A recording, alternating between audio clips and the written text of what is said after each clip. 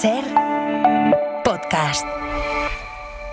Estás escuchando el Abierto de Hoy por Hoy. Cada día analizamos las noticias más relevantes de la actualidad, las claves políticas, económicas y sociales, con las voces de los protagonistas y los distintos puntos de vista de nuestros tertulianos.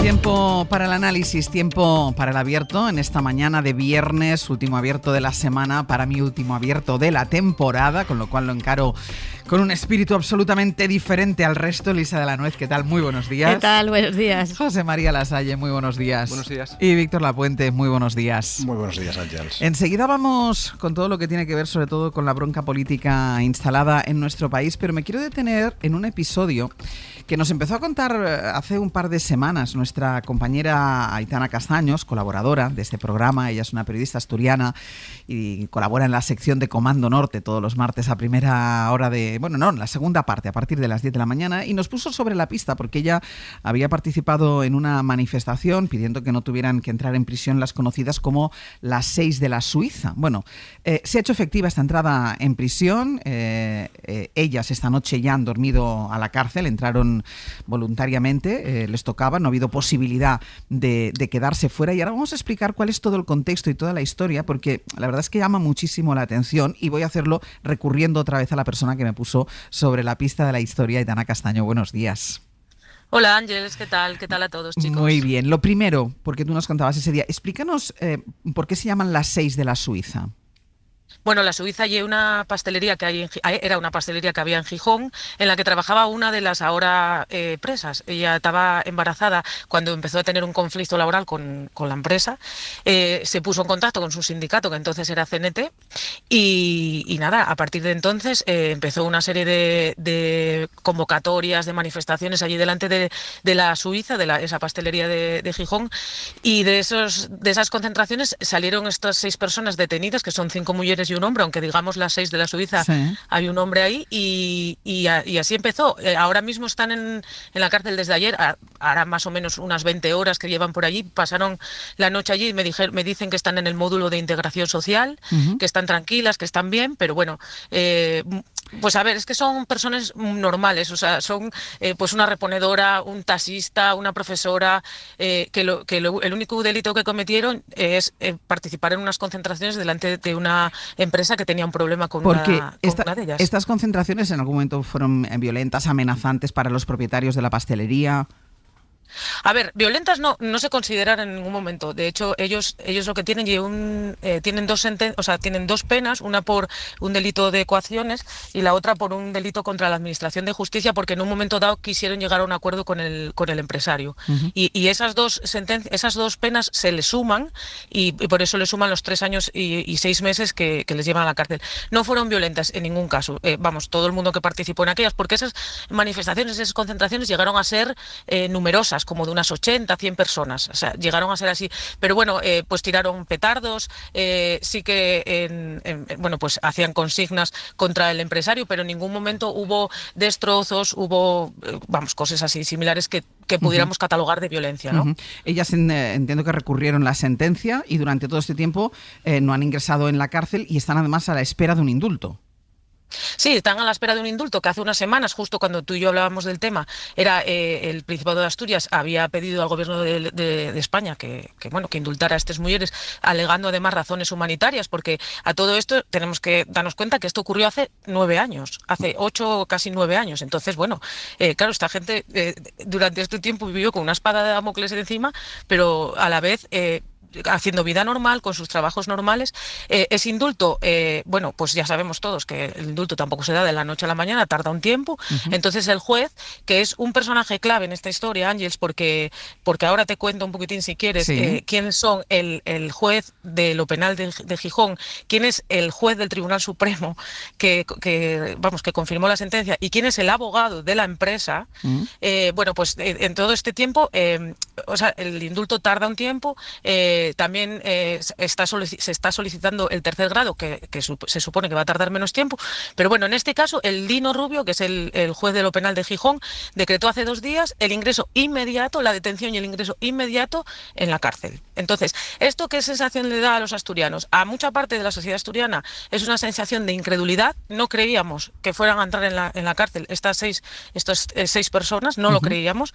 Y después, en el movimiento sindical, lo que queda claro es que esto es una sentencia que lo que busca es criminalizar al movimiento sindical, porque ahora mismo con esta sentencia lo que da la sensación es que cualquier delegado sindical, cualquier persona que se manifieste delante de una empresa que incumple los derechos laborales puede acabar en la cárcel.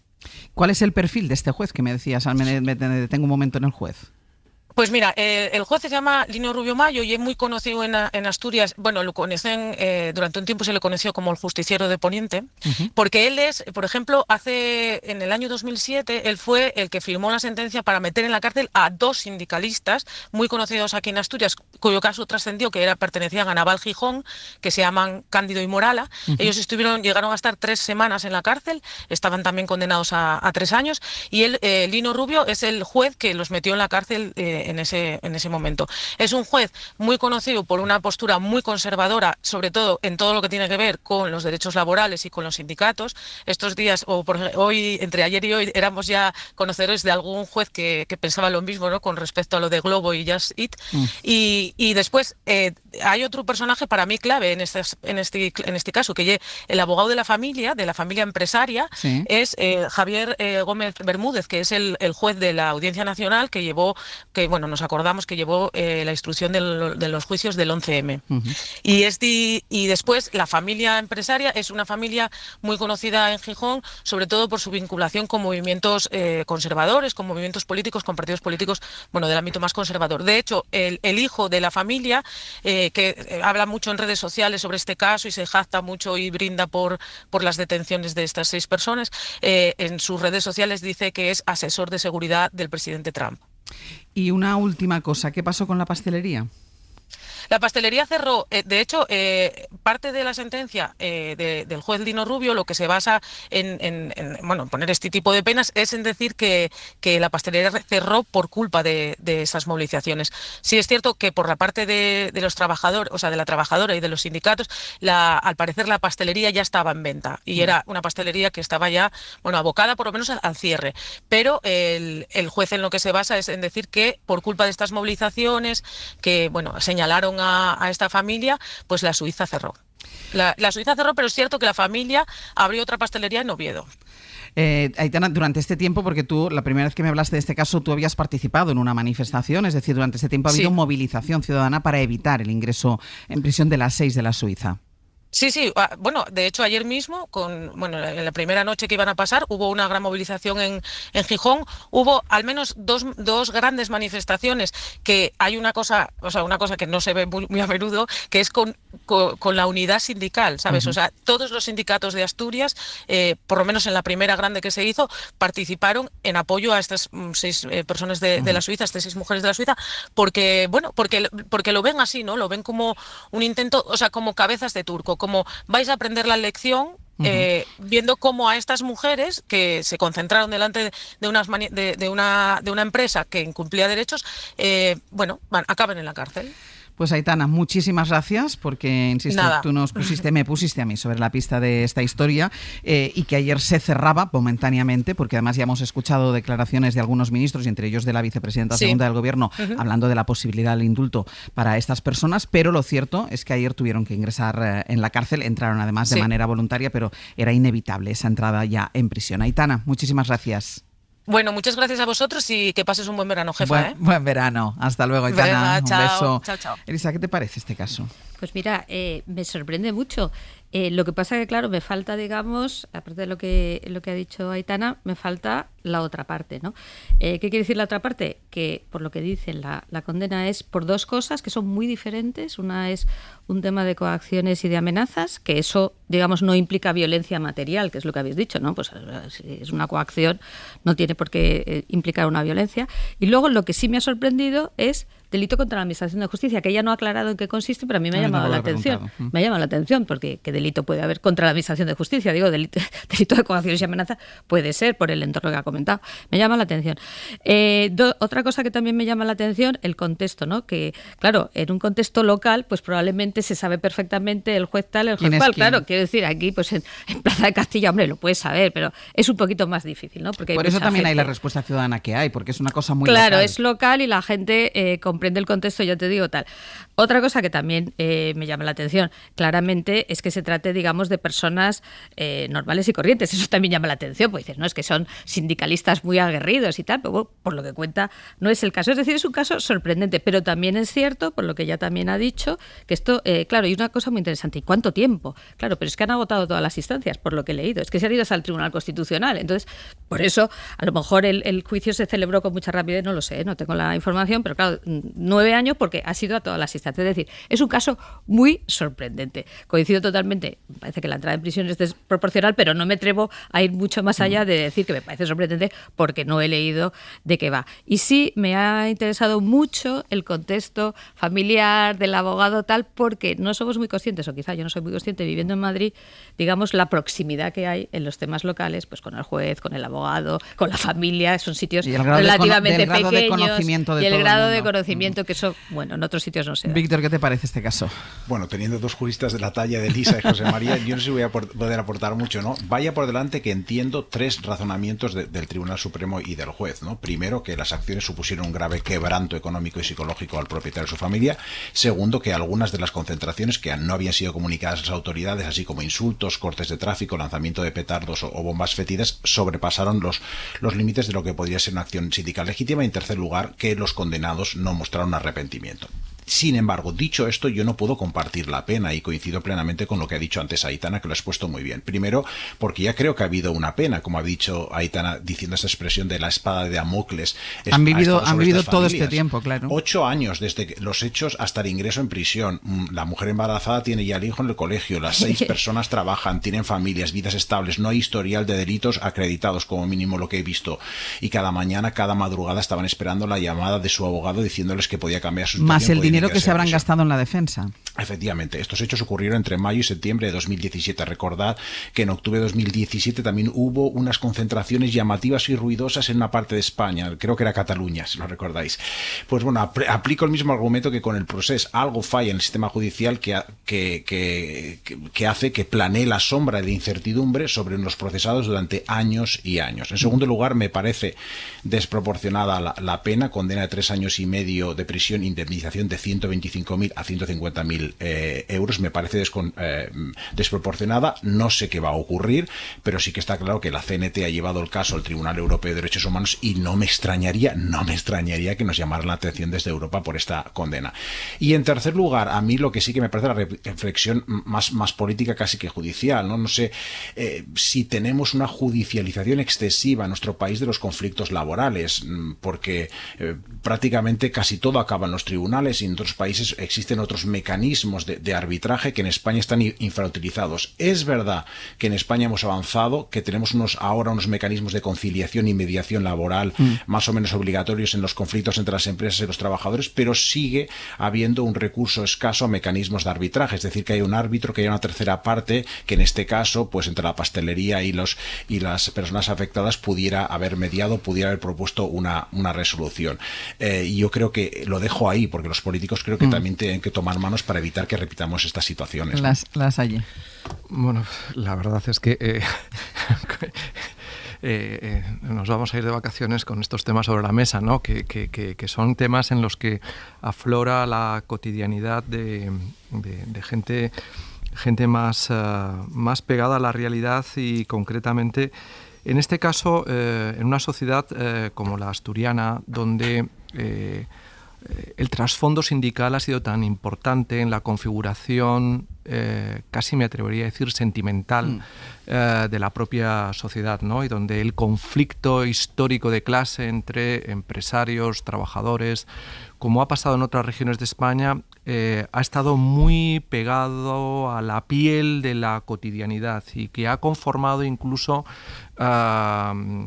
relaciones de conflicto familiares, donde la cultura local, hasta la antropología, casi me atrevería a decir, forman parte de algo que se nos escapa un poco en ciudades tan anonimizadas como pueda ser Madrid, Barcelona, ciudades en las que estas relaciones tan básicas, tan humanas, tan telúricas, y que en un determinado momento han tenido un elemento fuertemente económico, social, de clase, pues se nos escapan, ¿no? Y yo creo que algo de esto hay, ¿no? Porque Gijón es una ciudad históricamente muy movilizada alrededor precisamente de la lucha de clases y este tipo de conflictos. De ahí la reacción sindical y de ahí la reacción por parte incluso de la vicepresidenta del gobierno de considerar un tema que en una familia como la suya también sindical se entiende desde otra mirada. En cualquier caso, como decía Lisa, también hay que tener en cuenta a la otra parte, es decir,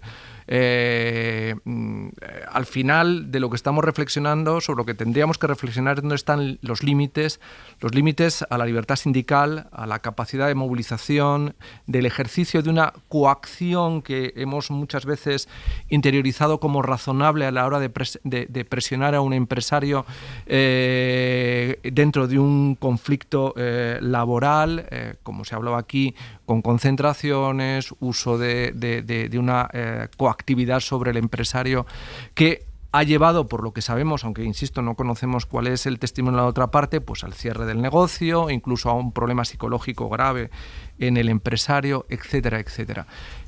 De todas maneras, lo que sí parece evidente, y esto es lo que deberíamos hacernos mirar, es que estamos constantemente proyectando el foco de atención sobre nuestro Poder Judicial, sobre nuestros tribunales, sobre, en este caso, lo que nos parece a todas luces una aplicación desmedida de la pena, con un efecto de ensañamiento social que provoca una alarma social también, que nos lleva a estar hablando de estas cosas sin tener un conocimiento absolutamente pormenorizado de qué es lo que realmente ha sucedido, ¿no? Pero hemos convertido ya como algo habitual, como algo cotidiano, esa judicialización de nuestra cotidianidad que lo convierte en un tema recurrente y sobre el que tenemos que opinar porque entendemos que algo está pasando dentro de la justicia que no es justo. Voy a hablar ¿no? en estos términos paradójicos, ¿no? Sí.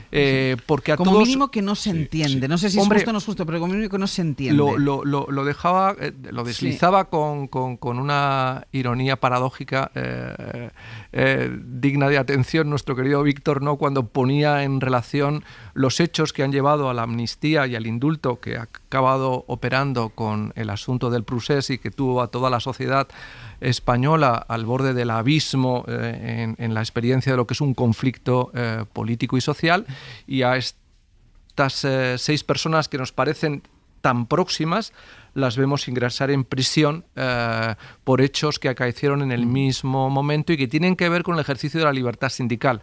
Bueno, aquí está la paradoja, ¿no? Y donde está al final un debate sobre los límites, que es algo sobre lo que creo que vamos a hablar hoy, los límites. Ahora, en cuanto terminemos este tema, vamos con los límites. Cierras tú. Sí, no, yo es que quería en relación con lo que ha dicho Víctor y también José María, es que además es una judicialización penal. Yo creo que este es el punto, ¿no? Porque quiero decir, claro, sí, oye, en la vía laboral está para esto, ¿no? Vas allí y resuelves y tal.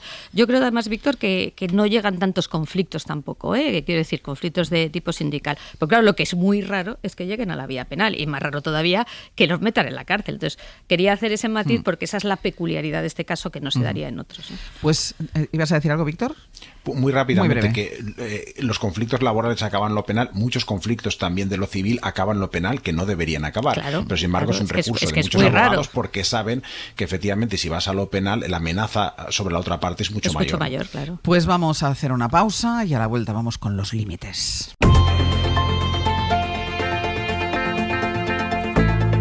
El Abierto. Ser podcast. En el abierto Elisa de la Nuez, José María Lasalle y Víctor Lapuente. Lo anunciaba ya Lasalle. Vamos a hablar de los límites. El miércoles ya saben que hubo pleno en el Congreso de los Diputados a cuenta de los casos de corrupción que afectan a los dos exsecretarios de organización del Partido Socialista. Empezó el pleno con el presidente hablando de las medidas de una manera, bueno, pues institucional, tranquila, pero el pleno fue subiendo de tono y se convirtió en algunos momentos en un pleno muy bronco y subió por segunda vez en la réplica Alberto Núñez Feijóo, el líder de la oposición, a la tribuna de oradores y soltó esta frase. Ha tenido usted el cuajo de compararse conmigo. Oiga, pero ¿con quién está viviendo usted? ¿Pero de qué prostíbulos ha vivido usted? Partícipe a título lucrativo del abominable negocio de la prostitución. Bueno, pues con esa frase que parecía que en ese contexto iba a quedarse allí, pero no es así. Se ha agarrado el Partido Popular a todo lo que tiene que ver con los negocios que tenía el suegro ya fallecido del presidente del gobierno. Habla de unas saunas, dice el Partido Popular, sin aportar ninguna prueba, que se ejercía la prostitución. Se le han sumado a Feijóo, pensábamos que no se podía subir el tono después de estas palabras de Feijóo en el Congreso de los Diputados, pero se lo ha sumado su secretario de organización, Miguel Tellado, la nueva portavoz del partido, Esther Muñoz, que no han querido dejar el hueso y han seguido subiendo, sobre todo la portavoz, los decibelios sobre esto. Josué Coello, buenos días. Hola de nuevo, Ángels. Pero es que además esto no se va a quedar solo en un cruce de declaraciones, en canutazos o en cosas que se digan y que no tengan ninguna traslación a las instituciones, pues que resulta que el Partido Popular, para que se siga hablando del tema, va a presentar o ha presentado 30 preguntas en el Congreso y en el Senado sobre este asunto. Es decir, lleva la bronca, institucionalizan la bronca. Sí, preguntas casi todas centradas en un inmueble de Muface que, según el PP, el suegro de Sánchez habría utilizado para diversas actividades, entre ellas la prostitución. Se trata de un edificio situado en la calle San Bernardo, en Madrid, y en la batería de cuestiones registradas se preguntan si el gobierno tenía constancia de que se haya usado para la prostitución o de si el gobierno tiene constancia de usos ajenos que no sean el arrendamiento. Son solo 2 de las 30 preguntas planteadas, todas en la misma línea. Y es que el PP ha cogido este hueso y no lo va a soltar. Y aunque no tenga pruebas, ayer mismo Esther Muñoz relacionaba los negocios del suegro de Sánchez con sexo no consentido e inmigración. Las saunas de la familia de Begoña Gómez, que ella regentaba y llevaba las cuentas, eran sitios donde se intercambiaba sexo, unas veces libre y otras veces mediante pago. En ocasiones con inmigrantes jóvenes que venían a prostituirse. Y a pesar de que esta estrategia del PP hizo de pegamento entre el gobierno y los socios, por ejemplo, con duras críticas desde el PNV, en Génova se han reafirmado en las últimas horas con esta hoja de ruta. Miguel Tellado, en La Sexta, la justificaba como respuesta a los comentarios sobre la relación de Feijóo con Marcial Dorado. Atacó al presidente Mañueco, al presidente Juanma Moreno, atacó a la presidenta Ayuso, atacó a Feijóo con unas fotos del año 95. Bueno, pues es evidente que Pedro Sánchez no puede comparar su biografía política con la de Alberto Núñez Feijóo, con 3 décadas de servicio público, porque allí donde ha estado Alberto Núñez Feijóo no ha habido corrupción. Feijóo le recordó los negocios de su familia política, nada más y nada menos. En la nueva dirección del PP, Ángels, creen que esta ofensiva personal puede darle beneficio político, sobre todo pensando en el voto femenino, al tiempo que hablan de izquierda ofendidita ante las críticas del gobierno y los socios. Josu, gracias. A vosotros. Bueno, este argumento con el que el Partido Popular quiere atacar al presidente del gobierno sobre los negocios de su suegro, del padre de Begoña Gómez, no es nuevo. Esto ya lo habíamos escuchado. Fue el comisario Villarejo el que, con la llamada policía política al servicio del exministro del Interior, que recuerden que está imputado exministro del Interior con Mariano Rajoy y Jorge Fernández Díaz, empezó a investigar los negocios del padre de la mujer de Pedro Sánchez cuando llegó a la Secretaría General del PSOE en 2014. Miguel Ángel Campos, buenos días. Hola, buenos días, Ángel. Si te parece, Campos, vamos a recordar de dónde vienen estos supuestos prostíbulos, estos supuestos negocios, que en realidad eran saunas, aunque el PP se empeña en hablar incluso de proxenetismo.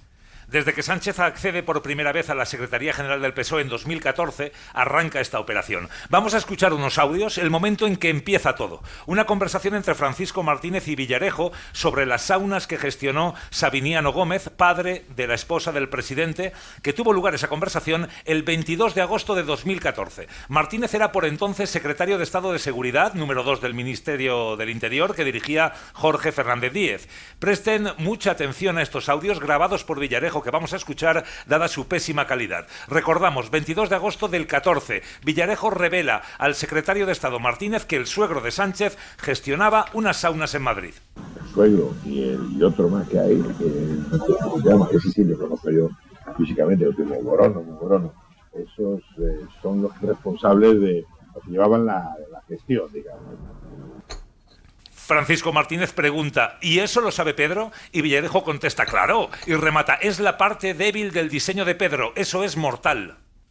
Sánchez lo sabe seguro, sabe perfectamente que se cuando bueno, ya lo estarás.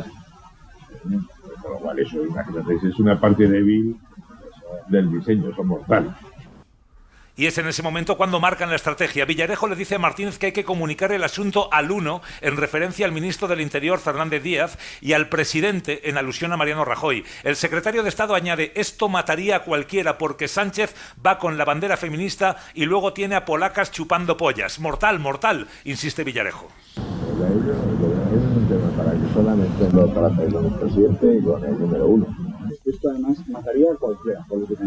Mataría a cualquiera, polacas chupando pollas, mortal, mortal. Pues bien, aquellos locales del suegro del presidente eran una actividad privada lícita. Saunas como clubs de swingers y no locales donde se ejerciera la trata o se obligara a ejercer la prostitución en contra de lo que afirma el PP. Y no lo dice la SER, sino que lo afirmaron negro sobre blanco 3 magistrados de la Audiencia Nacional en un auto hecho público el 28 de junio de 2024. El PSOE, ante la difusión de estos audios, que forman parte del sumario del caso Villarejo, pidió a la Audiencia Nacional que investigase la posible revelación de secretos. El tribunal desestimó la existencia del delito porque no pudo probar que Villarejo Martínez fuesen quienes filtrasen la información, pero sí que escribieron en su auto, al que ha accedido la SER y del que fue ponente el conservador magistrado Francisco Javier Vieira, que aquel negocio de las saunas se trataba de una actividad privada lícita, literal, y recriminaron, atención, la deplorable utilización partidista de este tipo de informaciones. De nuevo literal, deplorable información partidista. Para los 3 magistrados, airear este asunto lícito de las saunas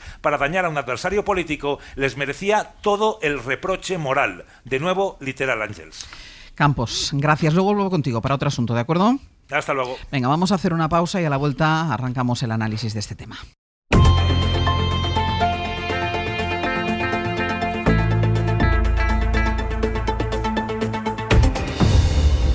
En el abierto, Elisa de la Nuez, José María Lasalle y Víctor Lapuente. Vamos con esa ofensiva del Partido Popular contra el presidente del Gobierno.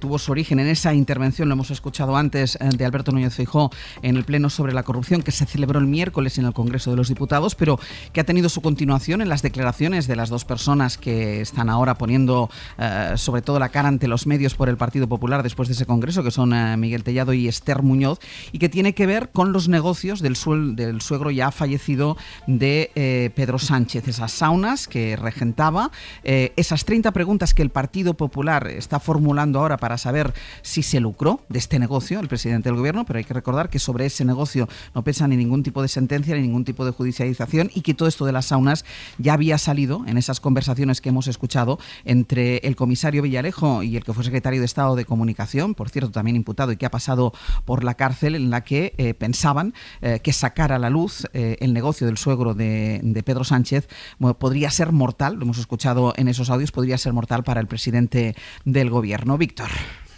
Pues bueno, yo creo que el Partido Popular ha dado un salto cualitativo, creo que es un salto al vacío y creo que se equivoca de nuevo. Imagino un país donde el líder de la oposición tiene 2 opciones para atacar al gobierno. Por un lado, un caso instruido en el Tribunal Supremo con 2 exsecretarios de organización del partido en el gobierno, más de media docena de investigados, con ramificaciones potencialmente explosivas para el gobierno, y por otro lado, un batiburrillo de chismorreos sobre los negocios relacionados con el sexo del suegro fallecido del presidente. ¿Dónde recomendarías que el líder de la oposición pusiera el dedo acusador, el ímpetu crítico, ¿no? A lo mejor si eres un presentador de un programa de telebasura, en lo segundo, en el morbo, pero si eres un líder responsable de la oposición, en el caso de corrupción. Yo creo que se equivoca el Partido Popular. Y una pequeña reflexión general. Una de las virtudes del sistema político español era que dejábamos de lado la vida personal de los políticos. La cama del político no entraba en el Congreso, a diferencia de lo que ocurría en otros países, como en Estados Unidos, donde un desliz personal, un affair o lo que fuera, podría destruir tu carrera. Hace tiempo que ya traspasamos esa barrera, pero es que ahora hemos cruzado otra línea roja, y es la vida privada de los familiares, la posible inmoralidad no tuya, sino de tu pareja, de tu padre o de tu suegro.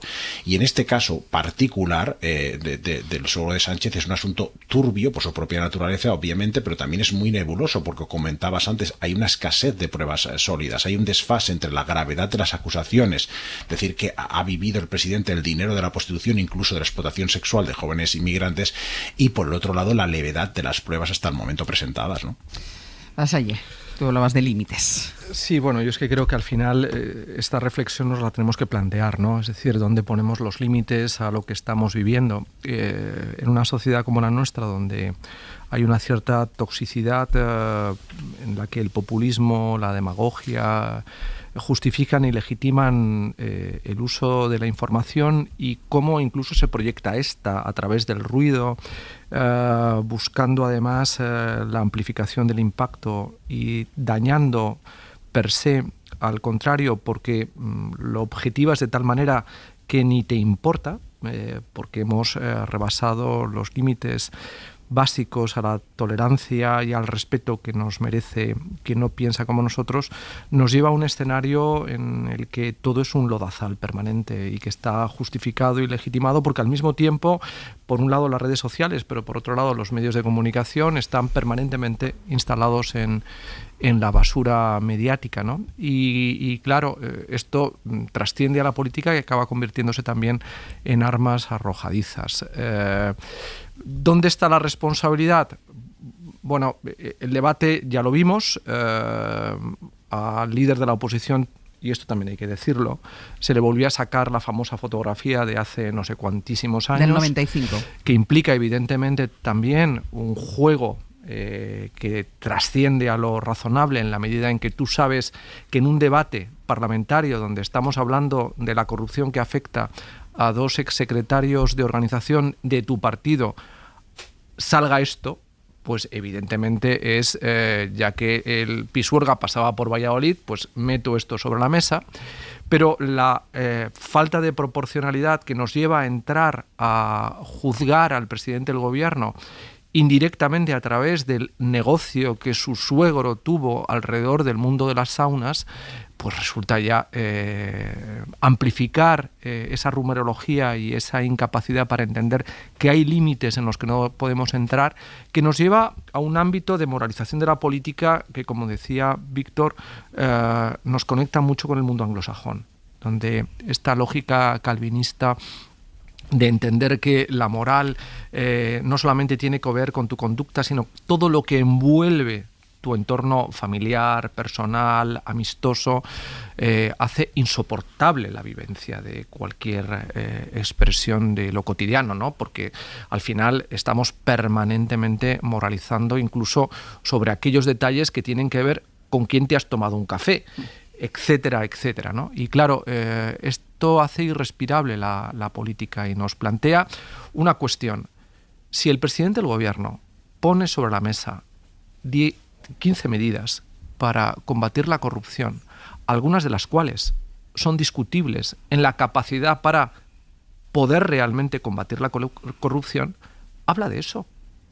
Entra, creo, en la incapacidad para encontrar realmente medidas que aborden un problema estructural como el que estamos viviendo, que es el de la corrupción, y que está provocando la alarma social, que está generando un ruido antipolítico tan grande en nuestro país. Entra en esas cuestiones. Realmente, ¿qué aporta entrar en esto otro? ¿Qué aporta?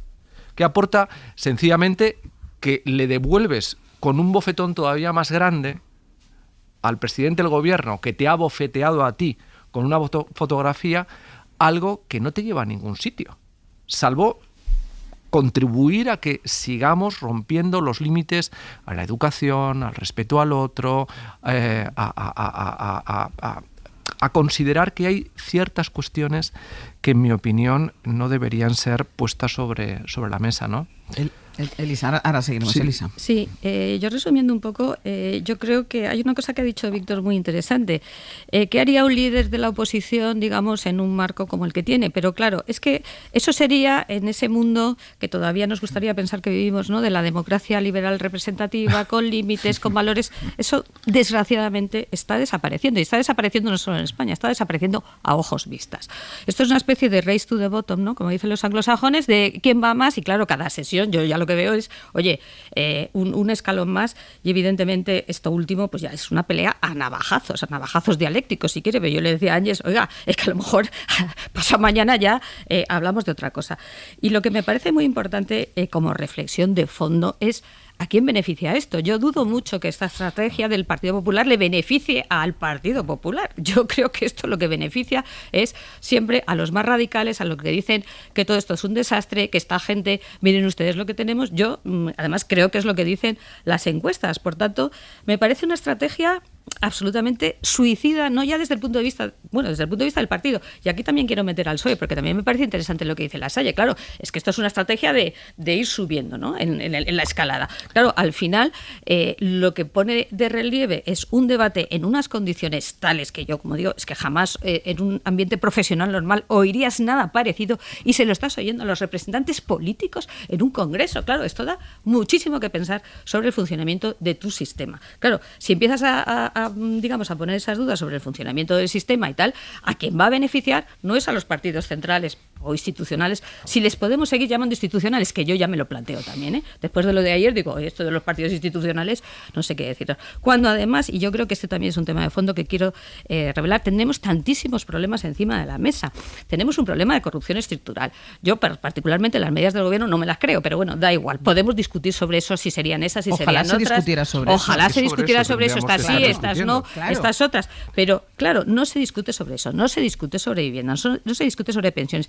Y lo que revela todo esto es una impotencia, y quiero recalcar esa palabra, una impotencia de nuestra clase política, y no solo en España, de afrontar los problemas que de verdad tienen los ciudadanos. Esto que ha dicho también Víctor, es como un programa de telebasura, es como un programa de telebasura. Y con perdón, los medios también, oiga, mire qué espectáculo, si yo lo entiendo. Mira, si ahora yo mismo lo tienes aquí delante pero dos qué televisiones, espectáculo. una titula La polémica de las saunas, y me en otra imagino. televisión está una ex trabajadora de una de estas saunas hablando de lo que se hacía en estas saunas. No sigue sin hablarse del contenido de las 15 medidas anunciadas por el presidente del gobierno.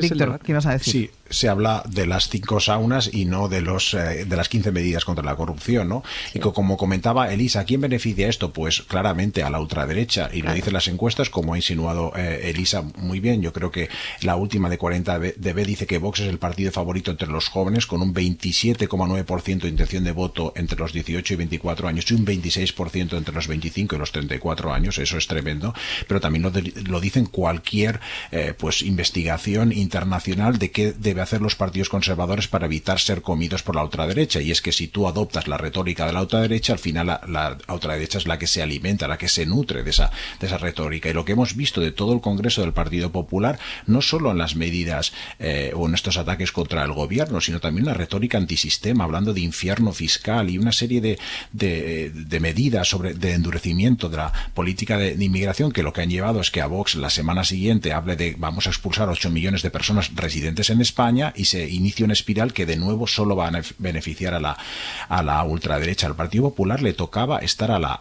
expectativa, le tocaba proyectarse como un partido serio, un partido, digamos, que ellos quieren proyectarse como más serio que el partido que está a su izquierda, que ha quedado capturado por un triángulo tóxico y casos de corrupción, con el Partido Socialista, y que el partido que tiene situado a su derecha, que es Vox, que está en esta dinámica absolutamente yo creo que delirante y extrema. Y en lugar de eso, pues yo creo que han caído en el fango. Me cuesta mucho de entender. Es verdad, y coincido con José María y con Elisa, que la responsabilidad es de todos. La responsabilidad también es de Pedro Sánchez por sacar de nuevo la foto 30 años después en el Congreso, y supongo que llega un momento en el que Feijóo, lo que pasa pues que a lo mejor dice basta, pero es verdad. Ahí yo solo encuentro una fisura, Víctor, porque... Sí, porque lo tenía escrito.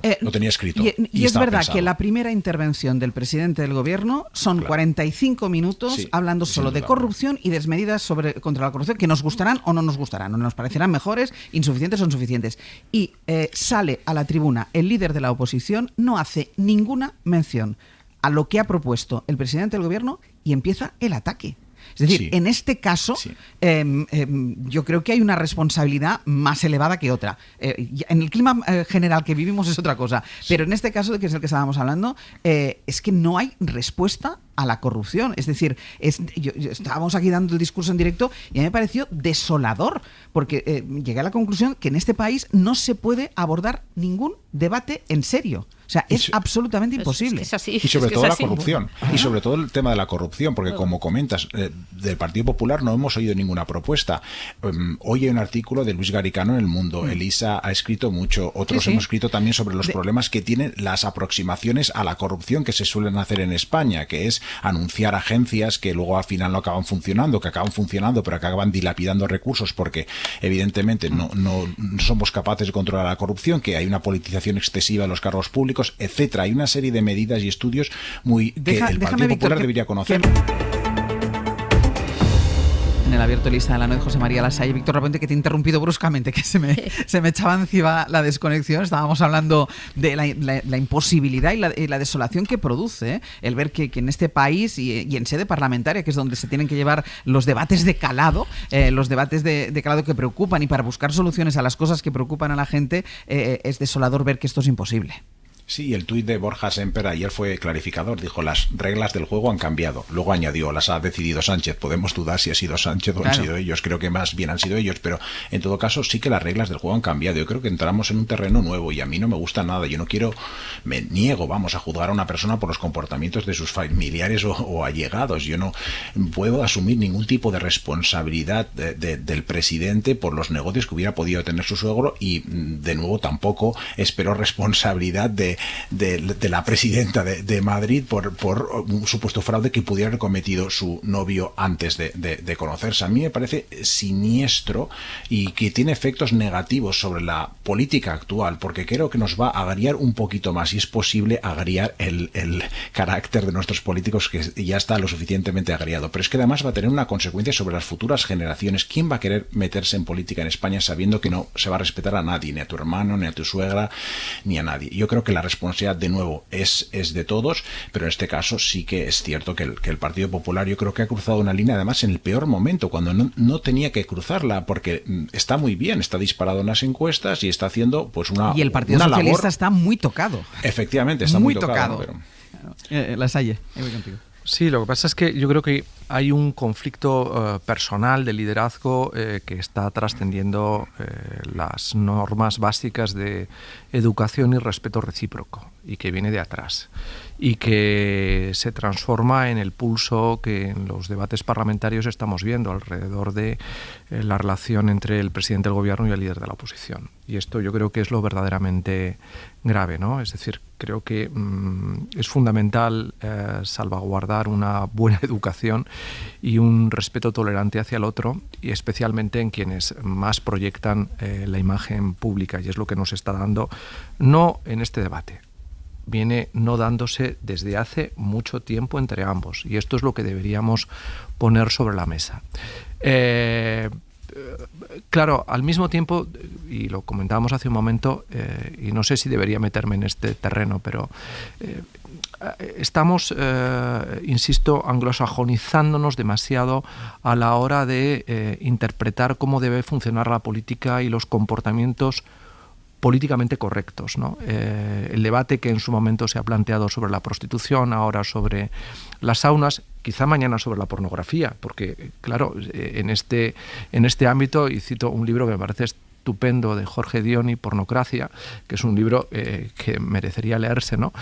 Porque estamos realmente moralizando hasta tal punto nuestra conducta que en un determinado momento a lo mejor también empezará a través de la huella digital a fiscalizarse qué es lo que hacemos cuando privadamente nos ponemos delante de una pantalla, con todo lo que eso implica, porque detrás del poderoso negocio del porno, evidentemente hay prostitución, hay saunas, hay swingers, etcétera, etcétera, etcétera, que es de lo que estamos hablando también cuando hablábamos de la sauna que fue el negocio de el padre de Begoña, de la presidenta, de la mujer del presidente del gobierno, ¿no? Entonces, todo esto es lo que también deberíamos analizar un poquito, porque creo que nos está distorsionando de qué hablamos cuando hablamos de política, que es lo que deberíamos poner sobre la mesa.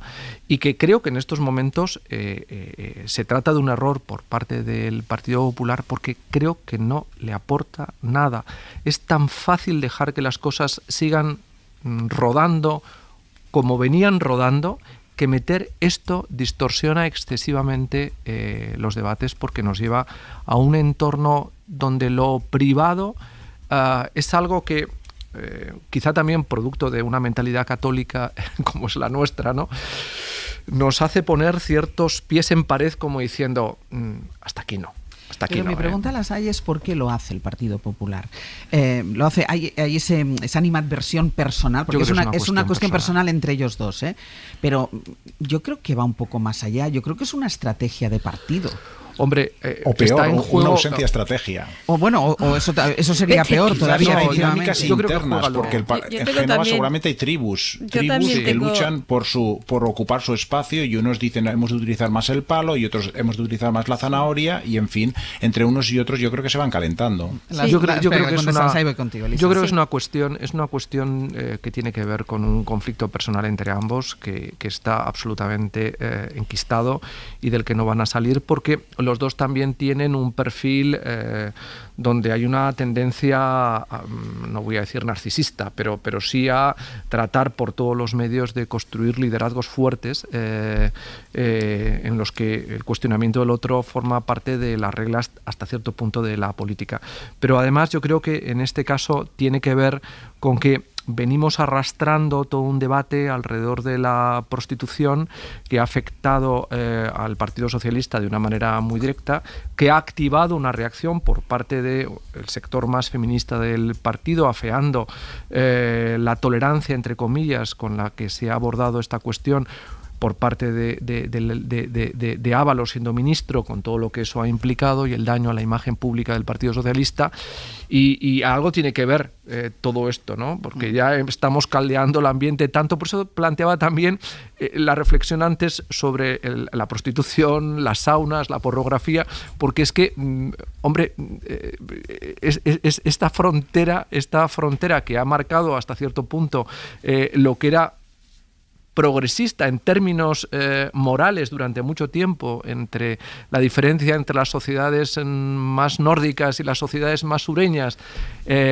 Holanda como país de referencia en muchos aspectos, se está desmadejando de una manera públicamente notoria, ¿no? Elisa. Sí, no, yo retomando un poco el tema, yo creo que esto es interesante, ¿no? Porque es la deriva ya clarísimamente hacia un populismo que ya venía, porque tampoco esto no se hace en 2 días, ¿no? Y yo además cuando vengo aquí los miércoles voy viendo, ¿no?, cómo la cosa va escalando y esto ya es otro nivel.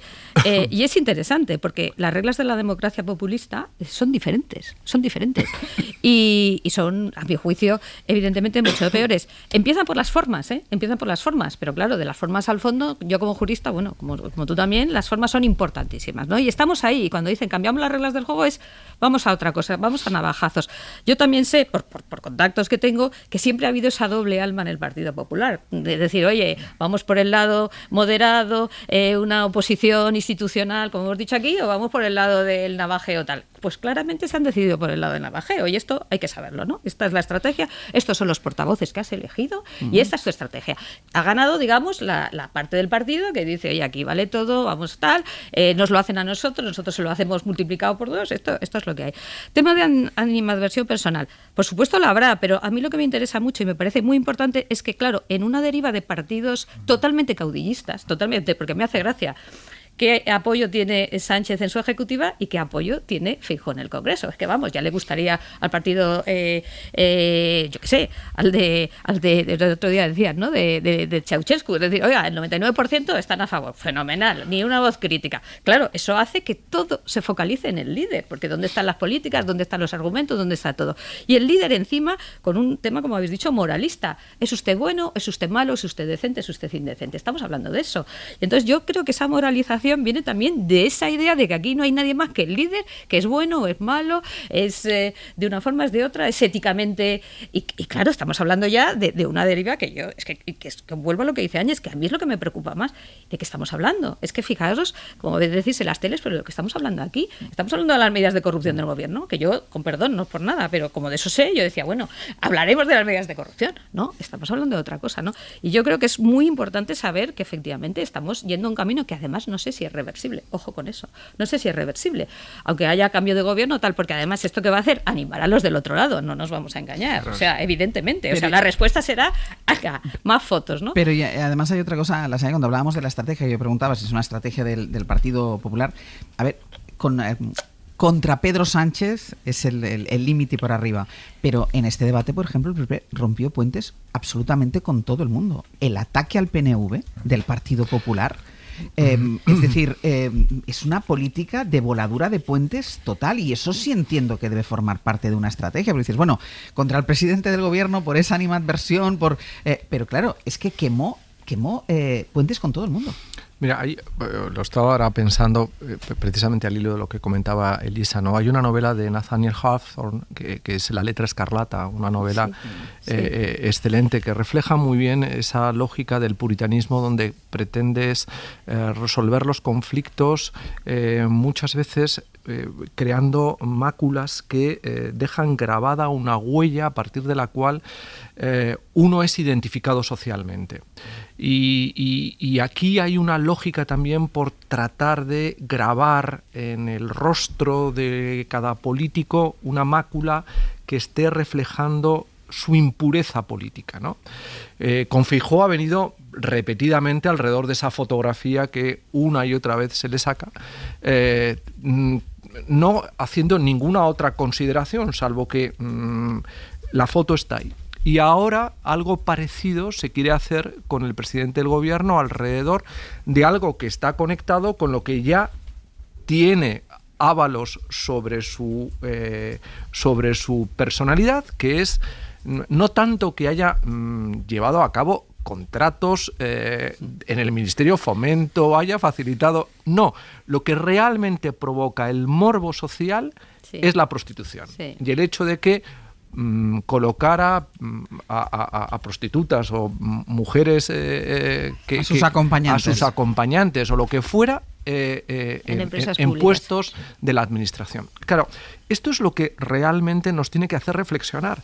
¿Por qué le damos mucho más énfasis e importancia a cuestiones que tienen que ver con una lógica puritana en el sentido anglosajón del término, y no a cuestiones que tienen que ver realmente con lo que es la corrupción, y debería ser en términos políticos, que es que alguien que ha sido ministro de Fomento de Obras Públicas ha estado llevando a cabo contrataciones ilícitas que han generado, pues eso, un desvío de recursos. Sí, sé que hay que decirlo supuestamente, tienes toda la razón, Elisa. La apreciación del abogado del Estado está bien planteada, por si acaso. Por si acaso, yo por ahí lo dejo. Sí, pero claro, este es el debate. ¿Dónde estamos colocando el fuego?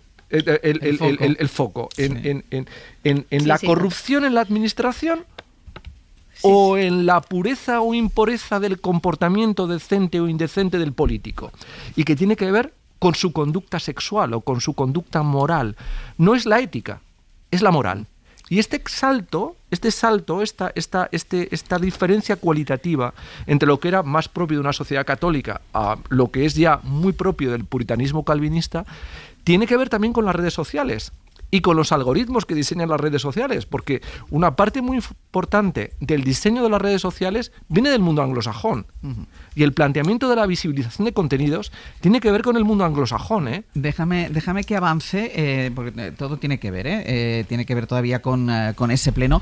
Es verdad que también la actitud y la estrategia, yo lo comentaba ahora, la estrategia del Partido Popular también contribuyó a que los socios, a hacer un poco de argamasa para que los socios no se desenganchen del todo del gobierno, del Partido Socialista.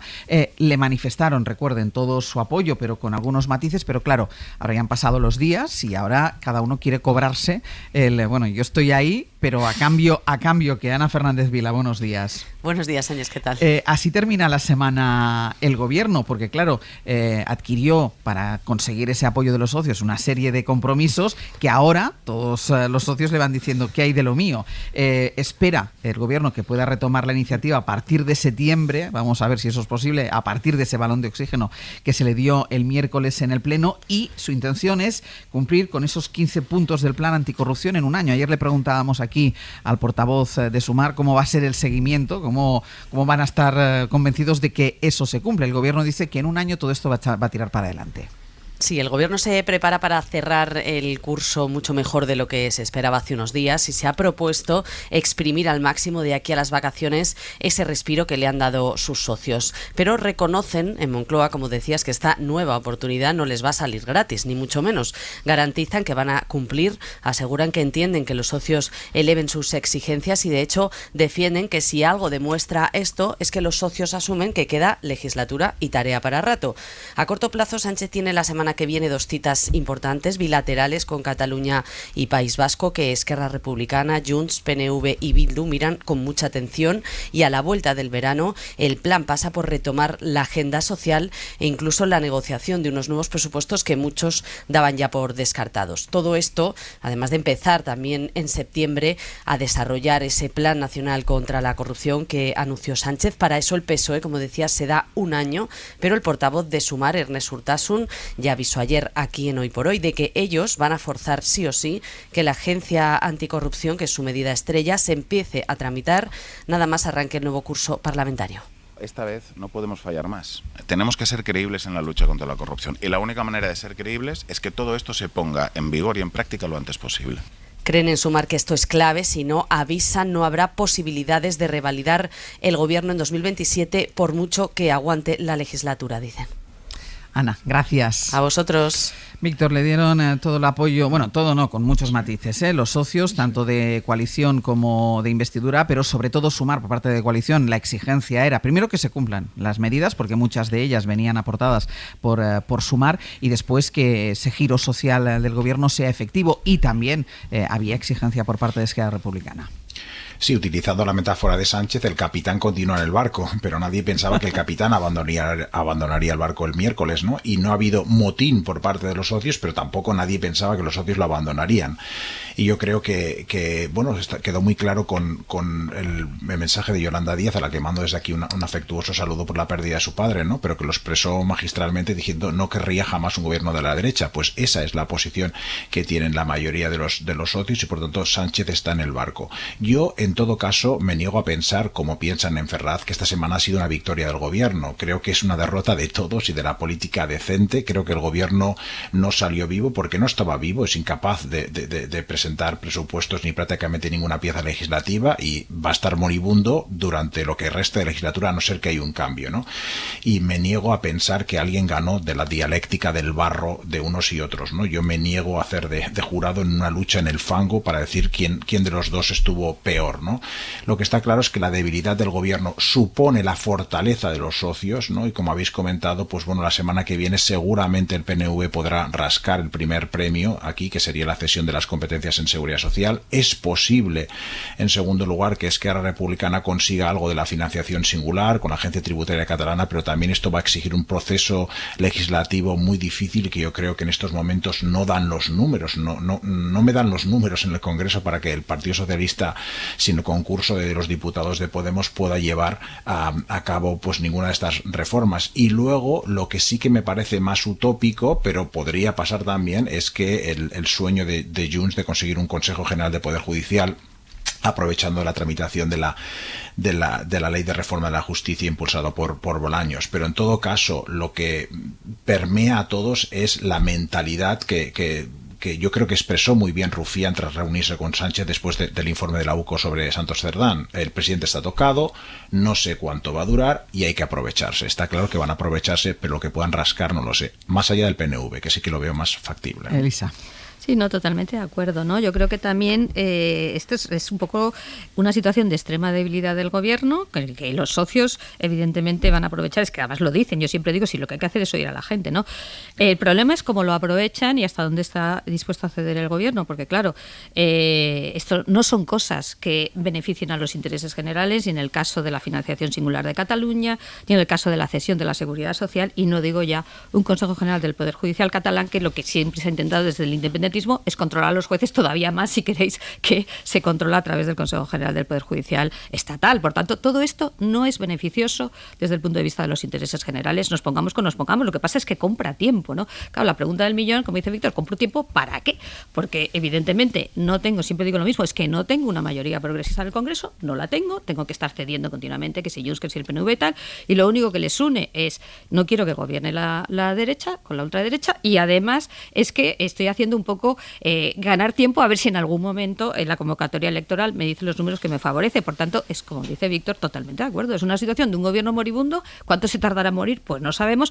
El problema a mí sí que me preocupa es que, digamos, durante esa agonía, que se prolongará más o menos, qué es lo que se puede ceder, en este caso, a los independentistas o al PNV, que realmente supongan pasos que luego sean difíciles de revertir y que tengan que ver con la redistribución territorial de la solidaridad. Y esto es muy importante, y espero que esto se hable después del verano, porque esto es importantísimo, que tengan que ver con la caja única de la Seguridad Social, que tengan que ver con cosas que son importantes desde el punto de vista del Estado, o gobierne quien gobierne, ¿no? Claro, si me voy quitando esas capacidades del Estado, llegará un momento en que a lo mejor tengo problemas de solidaridad, tengo problemas de caja única, tengo problemas muy reales que de nuevo van a impactar en la vida de los ciudadanos. Lasalle.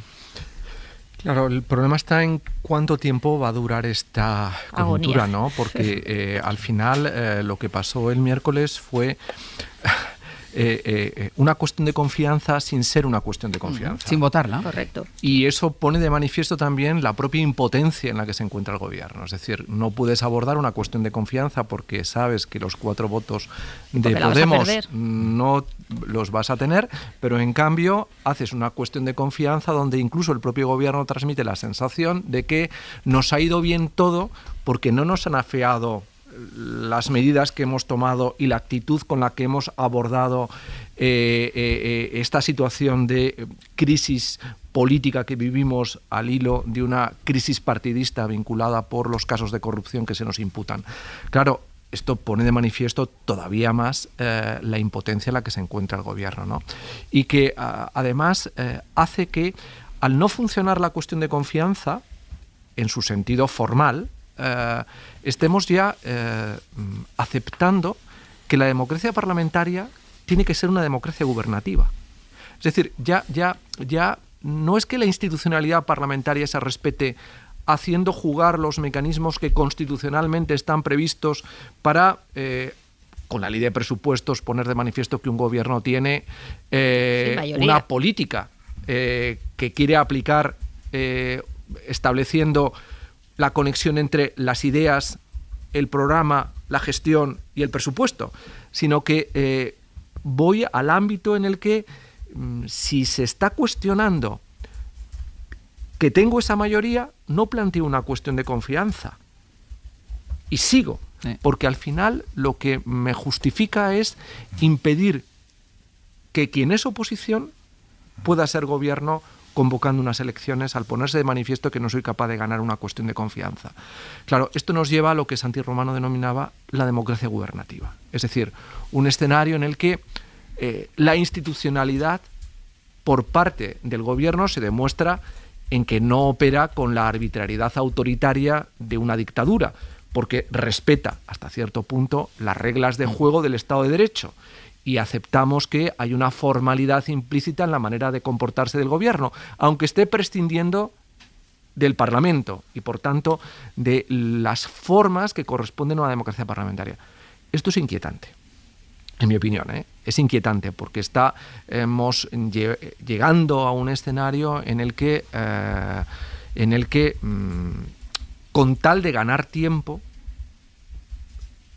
y permitir que alguien siga en el gobierno, pues no hacemos nada, salvo estar en el gobierno. Pero es que yo, por otra parte, yo he estado en un gobierno donde teníamos un presupuesto prorrogado y es que era muy frustrante. O sea, saber que no podías salirte de ese encasillamiento, no poder hacer nada más que ejecutar el presupuesto, es que era realmente muy aburrido, por otra parte, Es decir, una sensación como de impotencia, de abandono, de pereza, y esto convertirlo en la estructura cotidiana de la manera de gobernar durante tanto tiempo, no lo entiendo, de verdad, hay cosas que no las entiendo. Voy por cerrar ¿ibas a decir algo, Víctor?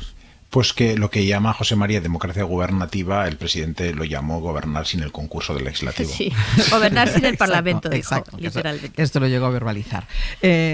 Por terminar y por cerrar este asunto, novedades en el tema de la investigación policial y judicial, porque el Supremo está pidiendo al Congreso y al PSOE información sobre las cuentas de José Luis Ábalos durante su época como diputado, de 2014 a 2024. Según los datos oficiales, el exministro ingresó un total de más de 750.000 euros por parte del Congreso, pero en sus cuentas bancarias aparecen solo 80.000 euros. Ahí hay un desfase. Campos, hola de nuevo. Hola de nuevo, Ángeles. Y también pasa lo mismo con las donaciones al partido, porque Hacienda atribuye a Ábalos una donación donaciones por valor de 44.000 euros al PSOE. En las cuentas que investiga la UCO aparecen unos 8.000. Sí, pero serían son todo donaciones fiscalizadas por la agencia tributaria, lo que se aparta 180 grados de lo que viene a ser la financiación ilegal, que es en negro. Estos serían ingresos en A.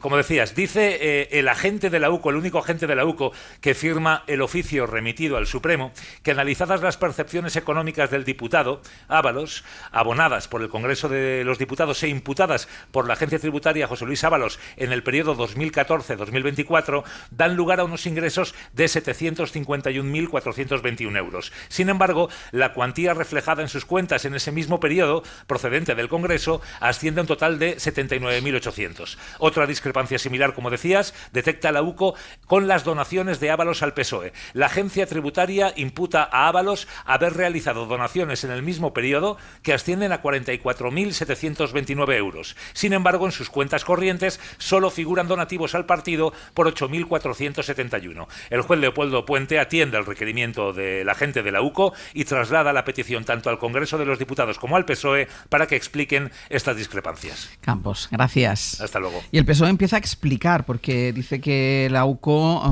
ha interpretado mal el dinero, lo que tiene, el patrimonio que tiene Ábalos, que es un error de interpretación. Explican desde fuentes socialistas que si hay un desajuste entre lo cobrado y lo donado es porque el salario se lo abona el grupo parlamentario, que no es un pago directo del Congreso de los Diputados. Guillermo Lerma, buenos días. ¿Qué tal? Hola de nuevo, Ángeles. Insisten desde Ferraz que todas las aportaciones están declaradas ante la Hacienda Pública y fiscalizadas por el Tribunal de Cuentas. Sí, lo reitera el PSOE, asegura que esas aportaciones que Ábalos hizo al partido están declaradas tal y como exige la ley de financiación. No hay dinero B porque de hecho toda esa información que maneja la UCO sale de la agencia tributaria. Los socialistas creen que la explicación a esos desajustes que la Guardia Civil detecta entre los datos de Hacienda y los de las cuentas bancarias del exministro se explican en una cuestión clave que la Unidad Central Operativa ignora, y es que no es el Congreso el que transfiere la nómina a los diputados socialistas, sino el grupo parlamentario. No es la Cámara la que abona el sueldo y por lo tanto no aparece así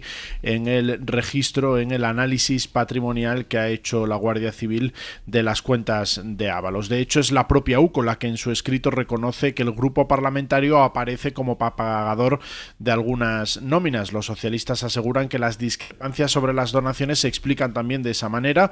Hacienda asegura que esas donaciones son de 44.000 euros cuando los datos bancarios dicen que Ábalos solo ha transferido 8.000. El PSOE aclara que como diputado Ábalos no tenía que hacer esa transferencia porque esa aportación voluntaria que hacen todos los altos cargos al partido se le descontaba de su sueldo antes de que llegase a su nómina.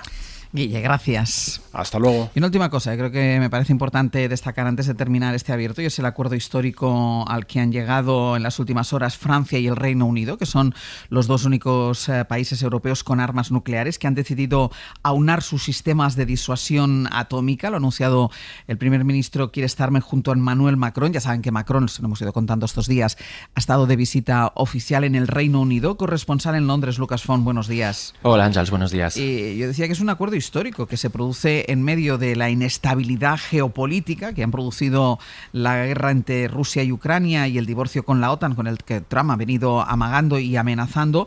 Así que repasemos, si te parece, Lucas, qué es lo que cambia con este acuerdo entre Londres y París.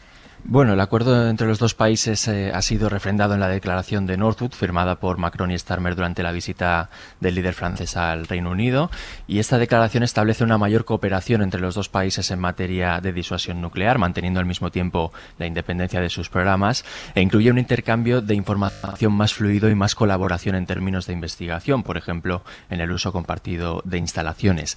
Esta mayor cooperación será coordinada por un grupo creado específicamente para este fin, que estará dirigido por los gobiernos de los dos países de forma conjunta, y supone un paso importante en la colaboración entre Londres y París en esta materia, especialmente por las reservas que Francia ha mostrado históricamente a la hora de compartir información sobre su programa nuclear.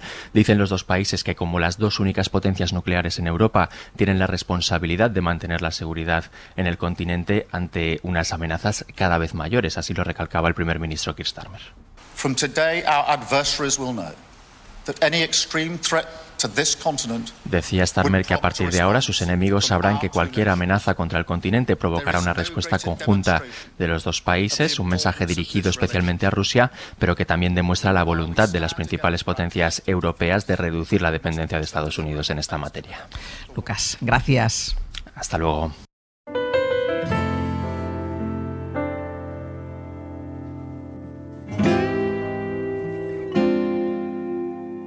No es que siempre tenga miedo, tengo algún presentimiento. Me ha mirado un gato negro, no hay estrellas en el cielo. Vamos a ir terminando el abierto. Pepe Rubio, Sergio Castro. Muy buenas. Muy buenos días. ¿Sabéis que es la última vez esta temporada que os doy los buenos días aquí en Antena? Correcto. Sí. Vale, venga. Es un momento brutal. Es que ahora mismo, es que ahora mismo estoy entrando en el mejor momento de mis vacaciones, que son las 2 últimas horas del programa, del último día laborable. Con lo cual voy a disfrutarlo. Venga. Bueno, pues. La de veces que lo has dicho, ¿eh? Ya, venga. Pero hoy lo vas a disfrutar además de verdad las 2 horas, porque hoy entregamos la primera edición de los premios Brutal de literatura. Se van a entregar hoy 7 premios. Gala de premios que da este programa, la biblioteca de Hoy por Hoy. Brutal es un adjetivo que utiliza Asensio cuando un libro le gusta mucho, y por eso hemos titulado estos premios como brutales. Son 7 categorías, los 7 autores, algunos van a estar aquí, otros en algunas emisoras, pero es un día grande para la sección de la biblioteca de Hoy por Hoy. Muy bien. Y a partir de las 11, últimas historias musicales de la temporada con Fernando Neira, con una pregunta. ¿Es Harry Nilsson uno de los mejores cantautores de la historia? Con una certeza. Viene en directo una de las mejores cantantes del mundo, ella, Ana Belén, o como nos gusta decir en la redacción del programa, la única del Hoy por Hoy que sabe cantar, porque la consideramos miembro del programa. La consideramos, sí, forma parte del equipo. Correcto. Viene junto al músico David San José para presentarnos y cantarnos su último trabajo. Lo estamos escuchando, el primer tema, Vengo con los ojos nuevos, que incluye además una gira, 25 conciertos de momento, con el título de Más de Ana. Ah, por cierto, ¿qué? No hay auditoría porque el señor que la hace no ha encontrado nada malo y se ha quedado en casa. No voy a venir. Semana perfecta, sí. Semana perfecta. Así que procederemos al intercambio de carteras. Tú te marchas. Yo le pasaré los papeles a Sastre. Te vas a la holganza y él al trabajo. Exacto, que es lo que toca. Bueno, ¿vale? Sí. Pues Elisa de la Nuez, José María Lasalle, Víctor Lapuente, feliz verano. Igualmente. Hasta la vuelta. Felices vacaciones. Igualmente. Para no perderte ningún episodio, síguenos en la aplicación o la web de la SER, Podium Podcast o tu plataforma de audio favorita.